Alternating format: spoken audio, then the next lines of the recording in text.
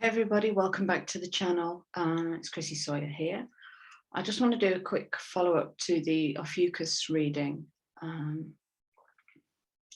because we have a couple of big movements this week leading into early next week, and then I think we're going into a full moon. And what's happening this week is Mars is in Ophiuchus in true sidereal astrology, which interests me greatly because Ophiuchus, your last reading was about you're already doing it. It was that kind of energy. Sit still, tune in. And so I've pulled a few cards just to see what we're harnessing, and I'm fascinated with this. Are you ready? Right, here we go.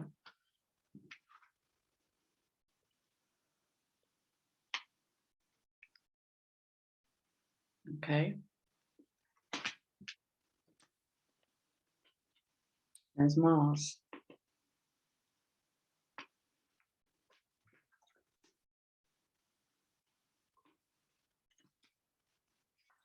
What I'm tuning into is kind of the healthy question mark around what is romantic love. And the overall message I'm getting from these three cards is, what is it for you to fall in love with passion again? For you to harness the drive? And I've made a couple of notes. So Mars in Ophiuchus is looking like bringing drive to the spiritual. Inspiration meets structure, the void becoming manifest. Suspending ego, expectation, want, lack, all of that stuff. And then moving into next week when Mars will pass over the galactic center, and we begin to create from other. Okay, so it's quite an expansive energy. And also, as we go into next week, we've got the full moon and we've got the nodes changing. I need to feel into that one a little bit more. So it's going to be a pretty intense time. All right. So romantic love can't really be defined. It is it emotional? Or is it a feeling?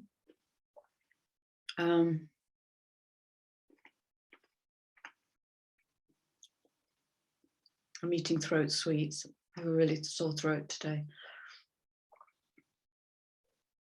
And so what this card is saying is the frequency of romantic love supports our journey to feel whole and complete through the experience with and reflection of a conscious lover. So there's mirrors in here.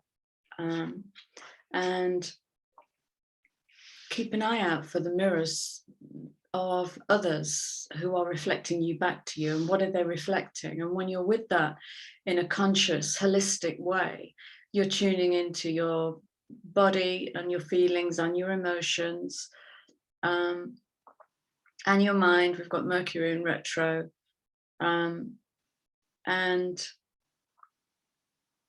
so there's a kind of discernment going on of what is real and what is coming from a place of something else. Okay.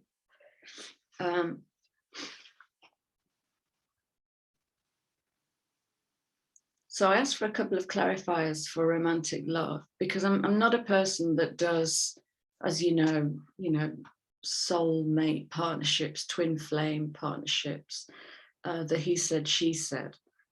Maybe I will be one day, but at the moment it's all coming from quite an expansive place. So it's kind of big picture. And what made me careful about bringing romantic love in is I never want to be the person that, makes promises or puts something on your radar that might lead you into expectations, let's say. And what's come out is moon, course. Coming in on that 41.5.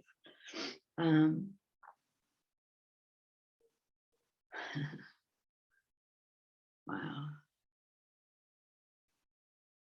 Oh, that's interesting.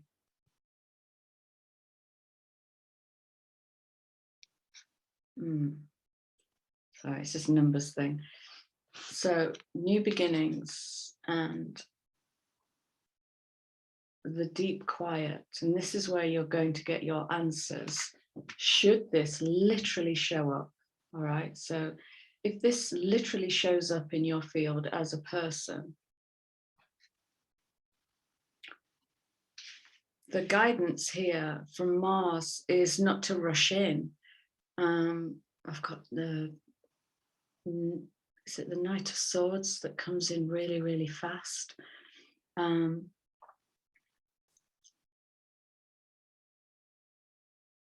Is to check what's going on, so that again this discernment is coming back.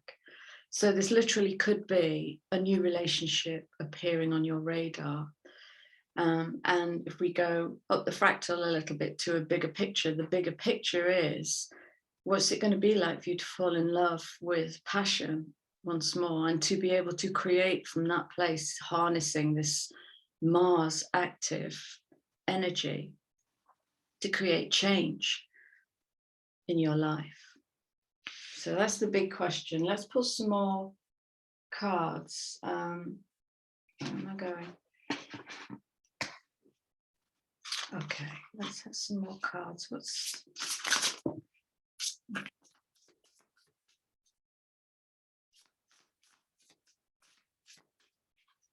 Okay, so what I've got coming in is something about missed opportunities and bringing the past to the present. I keep circling back round with this, don't I? But we've got Mercury retrograde. There's a ton in my client work. There seems to be a ton of old timelines coming in to be healed. So lots of clearing of karma, big karma clearing. Doesn't happen overnight. It takes a while. All right.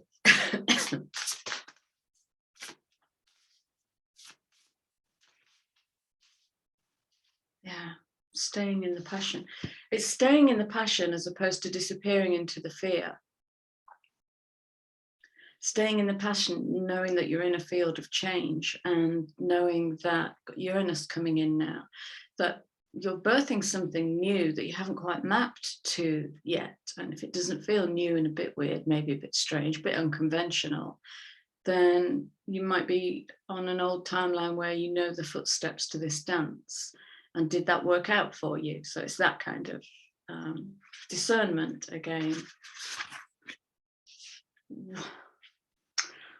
Oh, this is a gorgeous message. Right, let me put that one over there.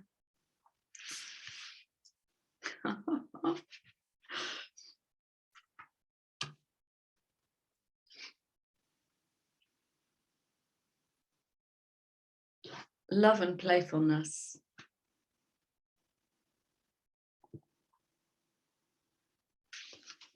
That's lovely.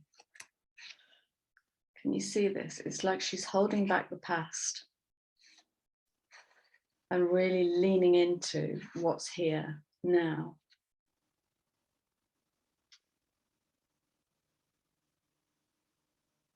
And it's like she's projecting her light all around her, kind of the essence of who she is now, or who he is now. This is just about the essence and the beingness of what you are. It's just to kind of wrap yourself in this light of who you are now and hold back the past, because the past might want to come in and look. Yeah, so look out for if you find yourself making excuses, 12-12, for something that didn't work out. Oh, it was because, well, okay. And where were you in that? And what was that like for you? Playfulness. Well, I mean, for 2 years now, I've been talking about resurrecting the child and rebirthing passion in the higher heart. So innocence and purity, just pure joy. without dogma, obligation, burden, all that heavy energy. It's all being lifted out, hence all the karmic clearing and me being full of what looks like a cold. It isn't. It's because I was doing some serious light work yesterday. And this is just the final tidy up. So love and playfulness. And I want to put these two together. So we have the card of change. And yeah, let's bring those two in fact. So this standing stones is about, are you going to move through? So if you imagine there are standing stones here, and are you going to move through into something that you might not be able to map to, something you might even feel, I don't know, uncomfortable in, might feel a bit odd, unusual, revolutionary, unconventional.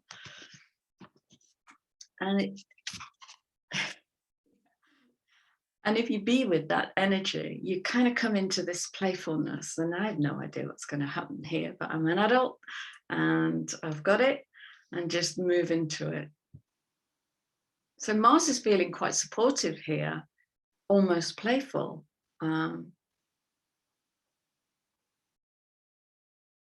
Yeah. Mars actually feels like standing stones. There's like a gentle dare. It's that kind of energy. Okay, this is great. This is great. And of course, this is bringing in that masculine fire, passion, love. I'm loving where this reading is going. Underlying energy, freedom. Freedom from all the constraints I was just talking about, the obligation and the burden of, you know, doing it right, getting it right, not failing, not failing. People so often talk to me about failed relationships. And it's, when we talk about relationships in terms of success and failure, we can miss the mark, because what constitutes success? Is it because it lasts 40 years? What constitutes failure? It didn't last. Are they the only parameters we have, success markers that we have? Everything is a learning process, everything. Freedom, beautiful. Let's bring this down a little bit, please. Let's bring this down into the 3D.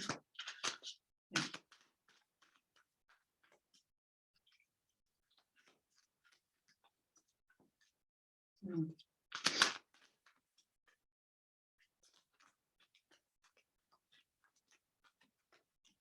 Oh, interesting. Who did this come out for? This card's been out in the last couple of days. Loyal heart. What are you loyal to? So we're talking value system here. And what has been birthed in your new value system this last couple of years? And what are you no longer loyal to that you were loyal to that never really served you? Excuse me, I'm very snotty today. It is what it is.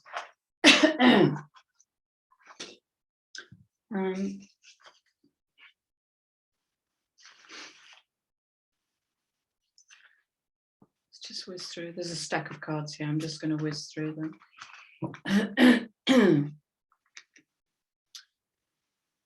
Yeah, brilliant. Yeah, absolutely. Okay, I'm going to bring this in. It might be worth watching the Sag reading, because the Sag reading was bringing this energy through in amidst something that felt very lovely and very peaceful. And it might be that because when we're interchanging paradigms, we have to put the stick in the pond and stir all the silt up. So when the mind goes into confusion, you're in change. That's dynamic change. We avoid confusion because the mind has taken over the processing, the somatic processing. And the mind cannot process at a somatic level. It has to be done in the body. So if we're looking at chaos, conflict, and building blocks, then it's asking that same question of what are you willing to move into and hold back, to create that little bit of tension within, that little bit of chaos within. I don't quite know what I'm doing here, but I know I don't want to go back to that.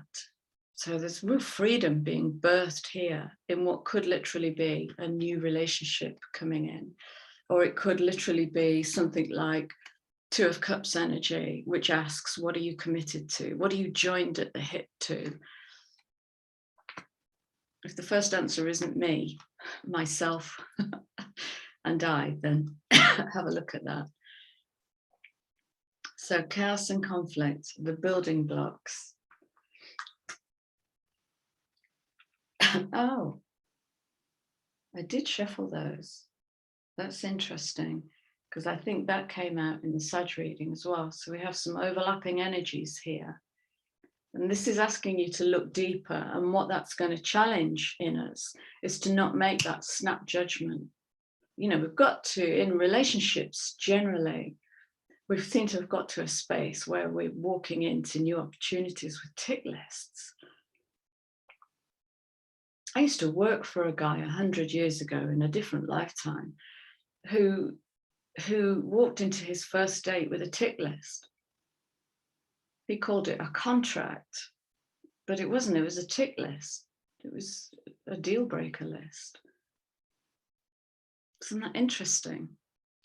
So yeah, it might be that all that glitter, and this could be as simple as somebody coming into your life who's actually quite nervous in your presence, and you might want somebody different who's maybe bold and gregarious and outgoing.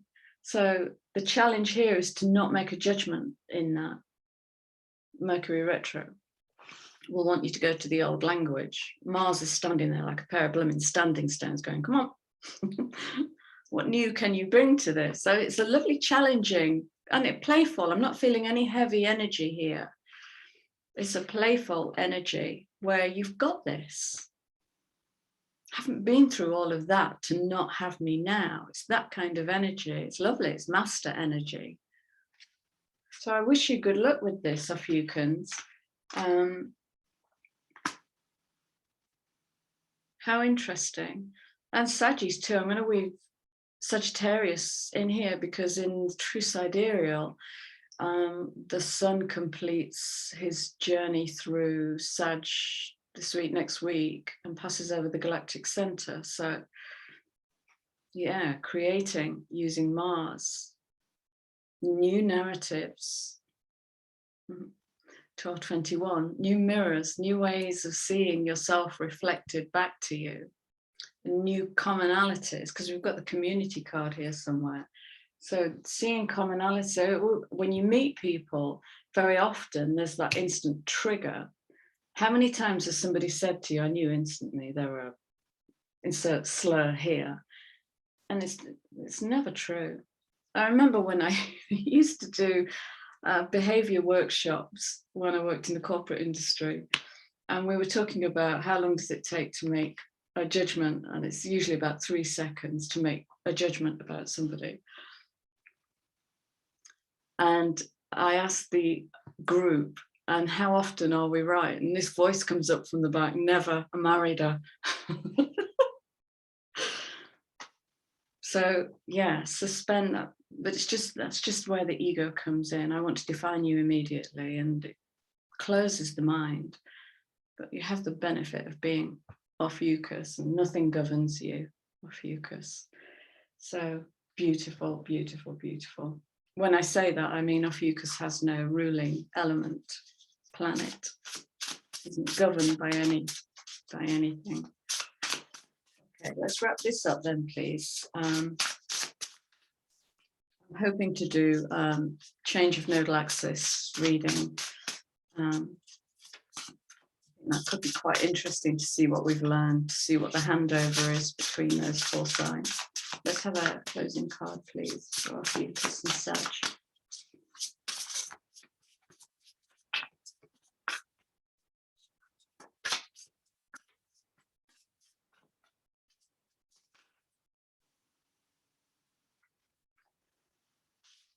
These cards, though, every time. Oh.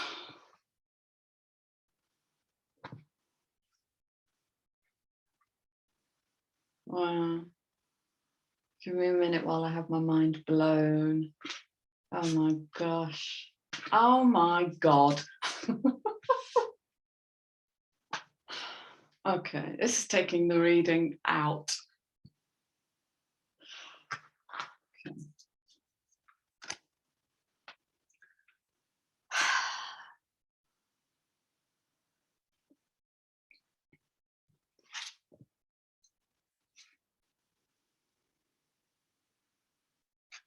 You have been worthy to belong to love all along, right? Without any need to improve, and I might say fix, mend, solve. In fact, you are love itself. So the sacrifice card is talking into this, what am I willing to hold back and sacrifice? What old narrative am I willing to let go of?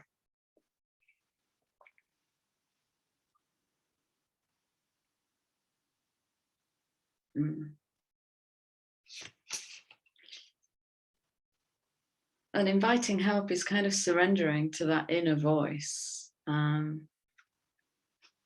think there's, oh gosh, this one was, wow. I have definitely shuffled these cards and this one came out for the Sag reading. Sag, you're here loud and proud. Time for a nap and, you know, tend to be canny. You know, we've labeled the fox cunning in a bad way, in a demonized way, but being cunning is to be more strategic, more thoughtful, more feelful. Moon energy again. Stop and think before reacting. Even if sometimes you've got to sleep on it.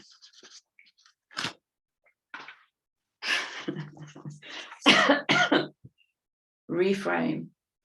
Okay, retrograde, review, rethink, reframe, revisit. Loads of that energy in the system at the moment.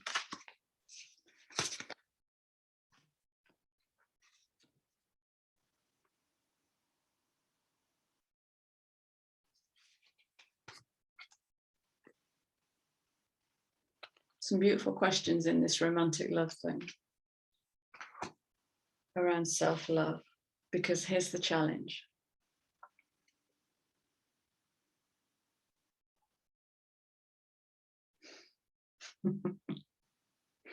What happens in your body? Outrageous openness. Rather than guarded, egoic cleverness. Bringing the pastness to the presentness. Outrageous openness in the moment can be a beautiful thing. Can birth passionate connection with yourself, actually. Wow, fantastic. I think I might call the reading Outrageous Openness. That's the energy of Mars standing there like standing stones, beckoning us to go through into a new kind of relationship. That's beautiful. Thank you. Thank you for being here. As usual, thank you for your beautiful comments. Welcome new subscribers. It's lovely to have you here. And yeah, have a great day. This phase, Mars phase, I think will last until next week. So play, have fun. Take care. I'm going. I'll see you soon.